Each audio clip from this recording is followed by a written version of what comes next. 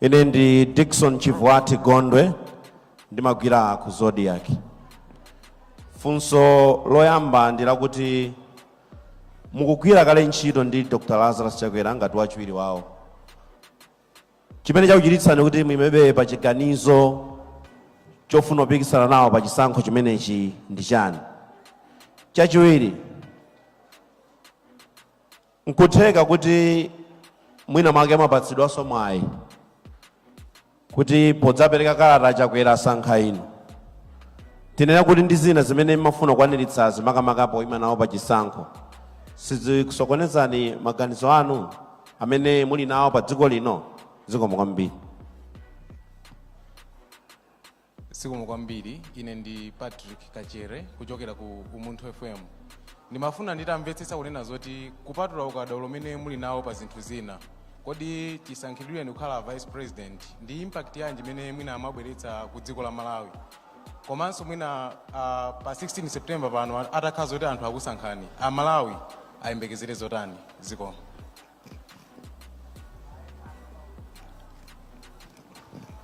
Wanda Msisia Times Group mwina kungoyikirako pang'ono pa zimene anafunsa Chivwati Gondwe. Zina lanu likumamveka ngati mmodzi mwa anthu atatu amene Achakwera akukulingalira nibe kuti akhoza kusankha ngati running mate. Izi ndi zenizeni izi kapena yophera awemba iyi kuti mwina mwake Achakwera wakhale pa mpati pano kuti nthakumuluzatu munthuyu akapereka mapepa lashi. Number 1. Number 2, mukumapitirirabe kuvinavina right honorable. Ngoma ikalira mwatchulabe dansi. Tizikutengani serious bwanji? Muzovinavina muja muli uthenga kapena ndino a drama basi? Si ngoma singalire inu kungodusapo basi. Zikomo kwambiri. Zikomo kwambiri. Ndathokoza kwambiri ifa cha mafunso amene mwafunsa. Ndiyambe ndi funso loyamba ndilibwereza kuti ndisimikize kuti ndi zimene mukufuna kuti mundifunse. Mwafunsa kuti ndikugwira ntchito ndi Dr. Lazarus Chakwera president. Chanipangisa ndi chani kuti ndiyime pomwe ndikugwira nawo ntchito? A Dr. Lazarus Chakwera ndikutengereni mbuyo ndi a president a Malawi Congress Party. Ine ndi president wa udiaza chalibe mulandu.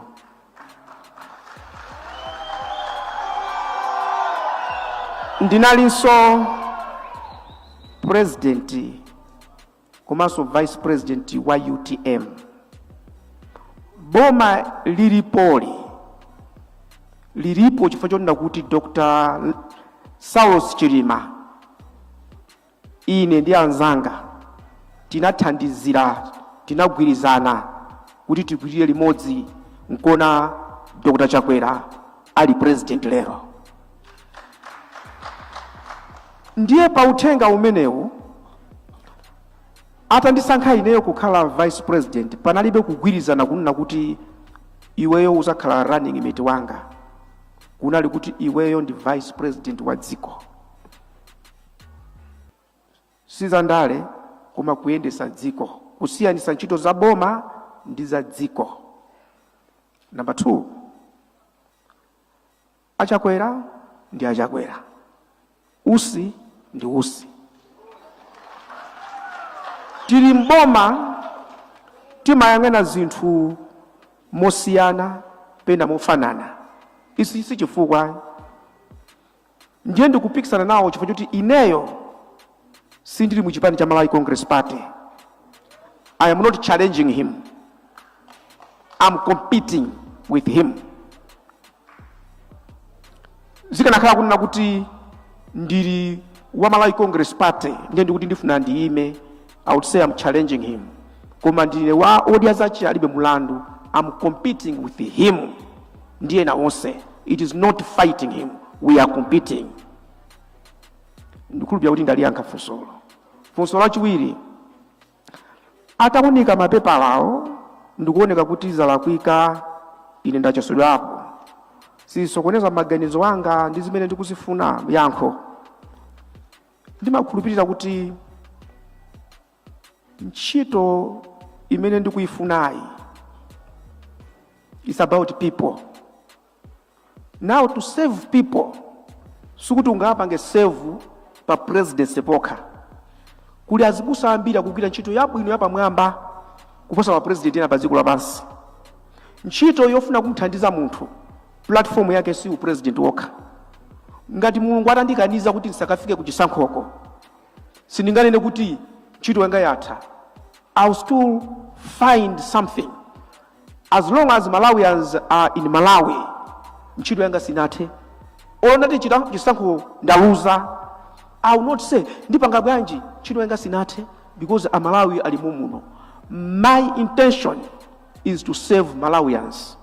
This is the platform that I've decided to use. But if God says no, this is not the platform, He will give me another platform. The ultimate objective is to save Malawians. It's not about me. Number 3, mwafusa za impact. Number 1, ine sindimafuna chisawawa. Komanso ndimafuna kuti chimene chachitidwa chitaganizidwa chichitike. A president atandisankha kukhala Minister of State for Public Service Delivery. Ndi udindo waukulu umene undipasa mphamvu kupita ku unduna wina uliwonse kukaona zikuchitika chani. You may take that as a theoretical perspective. Now let me come to practical. Mukudziwa kuti kundilande kuli bridge yochedwa Nasolo. Kumene kujako anthu Malawi muno mabwana ena anakhumudwitsa azungu amene amatipasa ndalama kuti bridge yo imangidwe. Amafuna kuti abe nawo apange katangale. Mpaka na azunguwo ananyanyala. Nagwiritsa ntchito nzeru zanga zimene Mulungu anandipasa zozuwa kulemba ma proposal. Fyo azungu ndagwira nawo ntchito moposa zaka 25. Ndiye ndinalembera kuwapempha kuti bwera tikambirane. Pamene mukukana kumanga bridge chifukwa cha anthu akubawa, amene mukuwapweteka si akubawoyi ndi Amalawi. I single-handedly brought those donors back to Malawi. Ndinauza president ndaitanisa madonors awa program ndiya kuti mupite kundilande. National bridge is being constructed, is being built pakali pano. That's number 1. Number 2, High Court Commercial Division ndinayipeza kuti imene jaitika nthawi itali usagwira ntchito. Now when I became the Minister of State, ndinafufuza naitana Justice Kachali ndi onse amene alokhuzidwa omanga amagesi oyika makepi onse, ndikuwauza kuti tibwere tikambirane vuto ndi chani apapa. Ndinenenso kuti ndikapanga drama ndi maseka, but when it comes to work where it involves people, I don't play. Now I give you 2 weeks. Chifukwa napanga discover kuti chimene chikuchitika ndi chinyengo. And they knew kuti I knew kuti uyo within 2 weeks anamaliza. Lero the High Court Commercial Division bwana president Wachakwera anakaisegulira. Number 3, nkhani ya migodi. Mboma muli anthu ambiri abwino komanso muli anthu ambiri oyipa kwambiri. Kumabwera anthu kunja kuti apange ma contract ndi Malawi, dziko la Malawi. Some people in the government amafuna kuti iwowo apindule kwambiri, not Malawians. Ndine amene naitanisa azikhale ng'oma a Minister of Mining ndi Presidential Delivery Unit. Ndikulamula kuti miyala iyi isagulisidwenso, mupange review. A president ndikuvomera. Chinayenda viral pa dziko lapansi. Ninachoka kupita ku dziko lina azungu kumene koko this is good. Amene amati tukwana ndani pa Facebook chani anali Malawi amene mapindula. And let me tell you, if I had powers, anthu amene otha izino sibweza kudya sima kwawo, bweza kudya ngaiwa undende, I would have arrested them. But imphamvu zanga zimalekeza pena pake. So Kukupasani, those three. Ndiye nandifunsa kuti what should Malawians expect atakusankhani kukhala president? Order.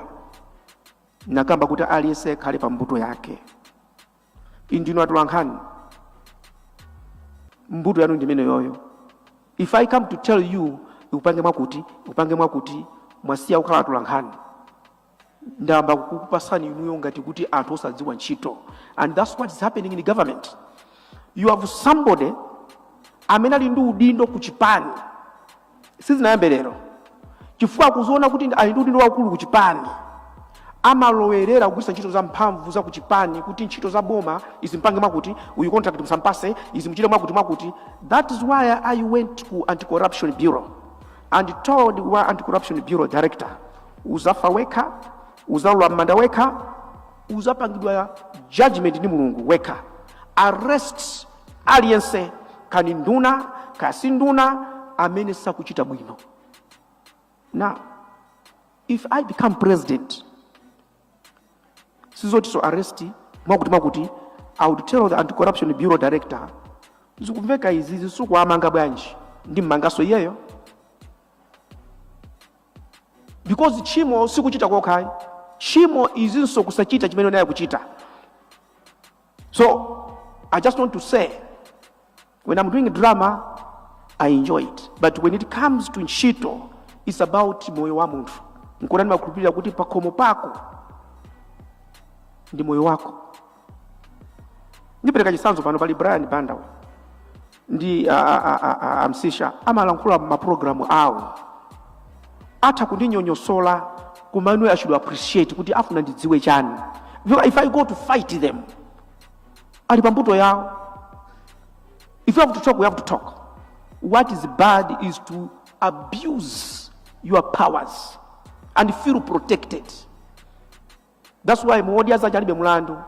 Ndilibe central committee yoti boma ndikatenga ziti uyakhale nduna, it be professionals. Ina mwana kuti zikumveka kuti mwina achakwera ngati tenge kukhala running mate. Anthu ambiri Malawi Congress Party, I must say, akanakonda kuti achakwera nditenge ndikhale running mate. And that has been their expectation. Now that sana ndisankhe sitinakambira Nkhani imene yoyo. Sukuti ineyoza ndikufusa kuti kodi nkone ndakatenga mapepala, nkone ndapereka pano, and I am confident kuti I will go all the way. Zoti ndika running mate wao iyayi. Chifukwa holo inadzadza, maona holo inadzadza, anthu ambiri ali panja. Kuti ndiauze kuti mapepala ndakapereka aja ndenda chosaso pano andisankha ineyo ndi running mate. Ndi drama yo. Imene ndi drama. I don't do drama on serious issues. I have submitted. I cannot take people for granted. I cannot take people for a joke. Zioneka komweko. Where God says go, I will go. Yomalizira awanda msisha mwana kuti mukumavinabe kodi anthu akutengere serious. Ndinene chonchi. Wankhonya sanamenya anake ndi akazache nyumbatu. Wankhonya simuzampeza kuti ali nyumba ndi akumenya nkazache, akumenya anake, fatu ndiye wankhonya. Pokapoka ali openga. Amadziwa kuti pano ndikupanga nkhonya, pano ndine bambo, ndili kunyumba. That is why chisanzo moyo wanga ku adra ndakhala zaka 25 ndikugwira ntchito. Inalipo nthawi Madam Joyce Banda ali president, mankhwala anavuta zinavuta munomo. I brought mabedi mankhwala worth 6.4 billion nobody wrote mu newspaper fa time ne boma ndana kuti musalembe chilichonse musamjambule sina dandaule. I said as long as Malawians have benefited I am happy. So ndimadziwa polekeza kuti iyi za drama izi si za drama. Ndinatenga lichowa ndikupanga sero la kamusu. That was drama. If you see me today ndilichowa la kamusu and somebody thinks this is drama, let him watch the drama and see where it's going to end. Today if you see me ndilichowa and you say drama ikupitirira tikufera nja kupitirira, I invite you to watch that drama and see where it's going to end. Kulubya uti ndayankha mafunso onse ndathokoza. Yes, Brian. Mr. Vice President, pali nthawi zina zokambakamba pakati pa Malawi kuti mumatenga magalimoto aboma asilikali kukagula nkhuku kunsika. Anthu akumadandaula kuti isn't that a wastage ya misonkho ya Malawi when Malawi akusowa zofunikira zambiri. Ndimafuna tikumvetseni kuti kapena mwina sitikukumvetsani bwino Malawi sakukuchitani judge bwino kapena is there something that we are missing kuti mukhoza kutenga the whole convoy kupita kunsika kangogula nkhuku basi nkubwerera ku nyumba. Zikomo kwambiri Mr. Brian Banda. Ndiliyankhe funso limene lili kuna choyambirira. I want to thank you most sincerely because you have given me an opportunity to explain. Pali chizungu tikamakamba za chitukuko amene anapanga masters timati cultural development anthropology, where you transact with reality. Umafuna kuti ukaona munthu akugubuduka wamkulu nde pali wina akugubuduka ndi wamisala wina matiyayi tifunse kugubuduka pamene kukutanthauza chani. Ndi anthu awiri osiyana kuyang'ana action imodzi. Chimene anthu anachita ndi kuthamanga kuona nkhuku ili m'manja osadziwa kuti nkhuku imene yachokera kuti, ndinakagula, ndinapasidwa, chinachitika ndi chani. This is what happened. Kulilongwe market kunali chipwirikiti pakati pa anzathu aku Tanzania ndi Malawi pa nkhani ya malonda. Zinafika poyipa muona kuti nzimayi mmodzi anangobwera kuti chabwera ndi mayenda misika mubwere kunoko muzatilankhule chifukwa anzathu ena afuna kupanga za upandu. Ndinapita intel inalipo yona kuti kunali tension. That is why anaona asilikali ambirimbiri because the outcome simazwika kuti khala bwanji. Asilikali amene ajasiyanga kuti ndimayenda nawo anga anali ochepa amene ajawo anali ku station komweko amaona za mtendere wa kusikako kuti kodi zimene zizi zitha bwanji. Koma nkhaniyo sinali kuti ndipite nayo pa public, inali yoti tilankhulane kuchipindako timalizane zimene ndinachita. Otuluka nakumana ndi mwana kakakazi ananyamula nkhuku. Mungandikule nkhuku inetu kwathu kulibe chakudya komanso ndilibe school fees, ndilibe chakudya. Anakamba zambiri. Ndalama ineyo mpuma munali nazo nagula nkhuku ija ndikumuthandiza mwana uja. Ndeni mati akamati anakagula nkhuku kuli nkhuku yo nagula mwana inampindulira. Mukulankhuliranje zimene zizo musanafunse because nkhuku ija mbale wanga poigula it was on request kuti mwanayo afuna akacha kudya. Ndithu ndimene zikukhalira kuno ku Bingu International Convention Center. Dr. Michael Usi, Vice President wa dziko la Malawi, apereka zikalata zawo ku Bungu la Electoral Commission ngati oyimira chipani odya zake alibe mlandu. Ndiye analankhulanso mkatimo fundo ziwiri zitatu mandimve kwa nzanga nchindimeke kuti tiyambire running mate adifotokozera mmenemo ndithu Ausi. Tinanena kuyambira kuchakuna kuti ambayi kwa Usi akubwera kunoko alitimati ndikupitira mwatengabe ngati munthu amene ali serious and ayankula ndithu momveka bwino. Ayankula momveka bwino kuna kuti sikuti akupanga za drama iyayo, apereka mapepala awo alimba mtima chisankho chimenechi apitana nawo ndifuna kuti ndingowatenga amayi kuusikitu kuti tikhaine wa maprogram imeneyi tiyankhule nawo kuti tiyankhule nawo ziwiri zitatu. Ayi ndithu ndimene zikukhalira kuno ku Bingu International Convention Center kumene Dr. Michael Usi apereka kalata zawo ku bungwe la Malawi Electoral Commission kuti ndithu kutsimikiza kuti iwowo ayima nawo pa chisankho cha president ndi mayi Zitwere ngati running mate wawo. Iwo ndithu wasankha munthu wamayi. Izi nzomwe takhala tikuona kuno makandidate amene apereka kalata zawo okwanira 15 amene abwera kuno ku Bingu International Convention Center. 8 asankha munthu wamayi kapena wabambo, tanthauza kuti nkhani ya gender nayo ikuyendanso bwino, ikuposera pa 50% imene taonera. Nde mwina amene atsalawo tionanso kuti iwowo chisankho chawo chikhala chotani kwenikweni, koma ndi mmene zikukhalira kuno ku Bingu International Convention Center. Amayi Usi akuti iwo akalowa mboma akufuna dongosolo, chifukwa chonena kuti amakhulupirira dongosolo zilipo zambiri zimene zikuyenda bwino mbomamo zimene aona akuti anthu kulowera ntchito ya anzawo. Alipo ogwira ntchito mboma amene amagwira ntchito bwino, koma amawasokoneza nthawi zina ndi anthu andale amene mwina ntchitoyo sayidziwa koma amafuna kuti alowere, ndi akuti aliyense akhale pambuto yawo, pambuto yake. Akutero ndithu Dr. Usi kuti zinthu ziyende bwino. Ndiye chimene Amalawi angayembekezera kuti akalowa mboma ndi dongosolo, komanso ayankhaponso funso loti akhangati ndasewero kwambiri anthu akutengeni serious bwanja kuti yayi sindiphatikiza sewero ndi ntchito.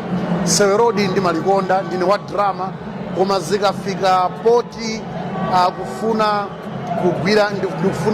kugwira ntchito ndimagwiradi ntchito ineyo imene ndapatsidwa. Ndi anthu asamaone kuti kena kalikonse amene ndikuchita ndi sewero ndi mbali ina ya ineyo ngati Dr. Usi, komano ndikamagwira ntchito ngati ya bomayo ndimagwira ndi mtima wonse. Iwowo ndithu anali Minister of State amene amatsogolera nkhani ya reforms, ndipo afotokozapo zimene achita kusintha zinthu mdziko muno. Akuti kundilande kuli bridge ya pa mtsinje uja wa Nasolo umene kwa nthawi yayitali ndithu anthu akhala kuvutika. Akuti kunabwera kumene kwako ndithu ndalama zoti athandizire kumanga mlatho umenewu, koma ena ake anasokoneza ndalama. Ndiye atasokoneza ndalama, azungu amene amathandiza ananyanyala. Ndiye akuti iwo anagwiritsa ntchito nzeru zawo komanso upangiro omwe inawo ma connections kuti mpakana apeze ndalama zomangira bridge imeneyi. Ndiye ndimene ndithu zikukhalira kuno ku Bingu International Convention Center, ndipo pano tikuyembekezera kuti Dr. Usi azitulukira nthawi ina iliyonse ngati chemwayi ndoti atiyankhula ndithu pa program yathu ya Nation Publications Limited.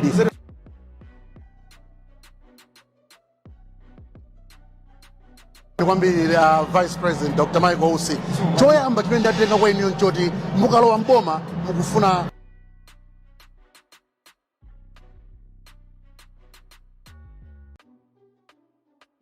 wina. Pa nthawi imene mwakhala ngati Vice President, zimene mwachitapo nzotani to bring order mu boma? Through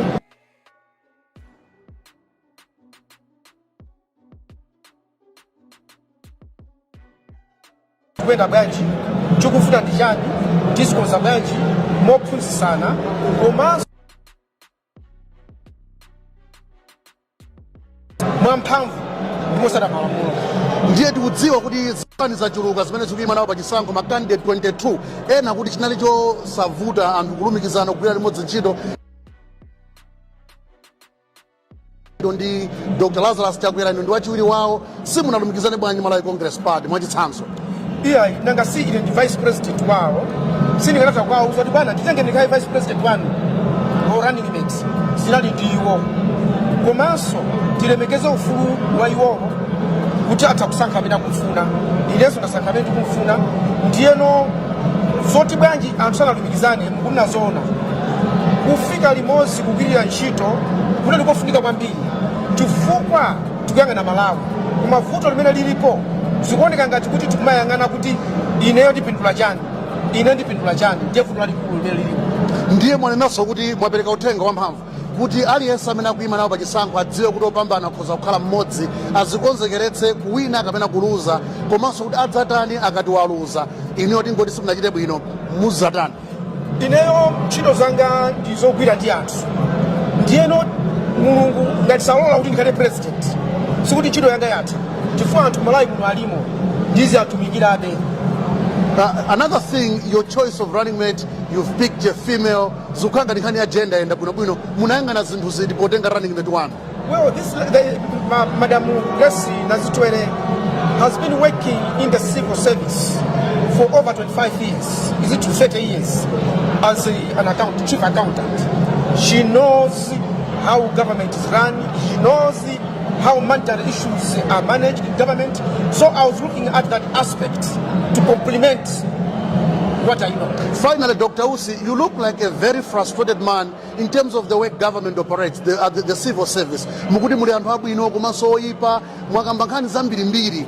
Tinene kuti ulendo umene mwakhala muli m'bomamo inunso zakukanikani ndachakwera to fix the civil service, which you said muli anthu abwino ambiri komanso oyipa ochulukanso. Well, I wouldn't say kuti zatikanika, because when you are trying or when you are addressing a problem of that nature, it is not something that you can do within a short period of time. It does take time. Even if I'm operation kuchipatala, kumata kuna kuti ababa ndidula, kapena abandikonza abandisiya, ndikankonza ababa, bandaunongea ababa. So we are dealing with people. They are not machines. You need to know how to do it so that you don't injure other aspects of the problem. Mumati ena mukanatha kuwamanga mukanakhala mundi mphamvu. Iniyo ndi vice president, mphamvu zanu zikuchepera pati. Yeah, mphamvu zanga ndi delegated. Kutanthauza so. Ndimachita kuuzidwa kuti izi Did you try to talk to the president? Na awawa kunota mangidwe. Now, what I talk with the president is not for public consumption. Yeah, itathokoza kwambiri Dr. Usi ndi tufula zabwino zonse. Zikoma kwambiri amene ndi Dr. Usi, Vice President of the Republic of Malawi, komanso amene akuyimira chipani cha odia zake alibe mlandu. Iwowo apereka kalata